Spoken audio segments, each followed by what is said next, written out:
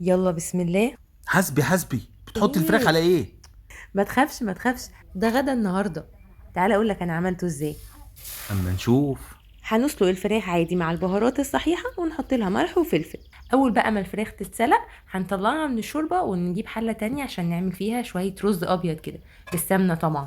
نديه تشويحه الاول في السمنه وبعدين نسقيه بالشوربه ونغطي بقى الحله ونسيبه لغايه ما يستوي. ومالك بشبشتيه بالشوربه كده ليه؟ ما هي الاصول الاكله دي كده. هي ايه يعني الاكله دي؟ دلوقتي هتعرف الاكله دي اصلها ايه. بعد ما يستوي كويس الرز لسه كمان هنزود عليه بقى شويه لبن وحته قشطه حلوه بقى كده. عشان يبقى رز بلبن. ما هو رز بلبن. حضر بقى خلطه عشان ندهن بيها الفرخه.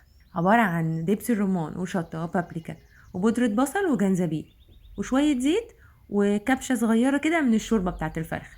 ندهن الفرخه كويس وندخلها بقى على تتشوي على بال ما نخلص بقى احنا ايه. الدقوس. الدقوس بقى ده طماطم وتوم وفلفل حراق وشويه بقدونس وميه وخل. اظن كده كل حاجه جاهزه. ايوه هنصب الرز بس اهم حاجه نسيح شويه سمنه ونحطها على وش الرز ورشه الفلفل الاسود. ونحط الدجاج فوقيها ويبقى السليق جاهز. الله ينور عليك. ده احلى سليك سعودي هتدوقه. ده حين.